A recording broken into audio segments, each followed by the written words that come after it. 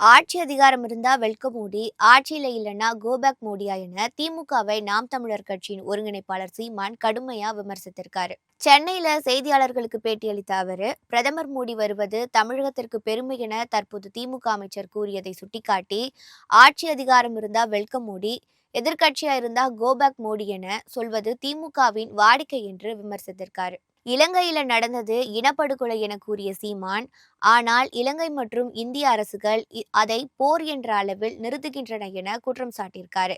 அந்த போரே குற்றம் என கூறிய சீமான், இலங்கையில் தோண்ட தோண்ட எலும்புக்கூடுகள் கிடைக்கின்றன, போரின் போது சரணடைந்த 10,000த்திற்கும் மேற்பட்டோர் என்ன ஆனார்கள் தெரியவில்லை என்று தெரிவிச்சிருக்காரு. இதை கேட்க யாருமே இல்லை என குறிப்பிட்ட சீமான், ஒரு நாள் தமிழக அரசியல் அதிகாரம் தங்களிடம் வரும்போது அங்கு விடியல் பிறக்கும் என்றார். தமிழகத்தில் தற்போது உள்ள அதிகாரம் தமிழினத்திற்கு துரோகம் விளைவித்து வருகிறது என்றும், இங்கு போராடக்கூட அனுமதி மறுக்கின்றனர் என்றும் சீமான் குற்றம் சாட்டியிருக்காரு.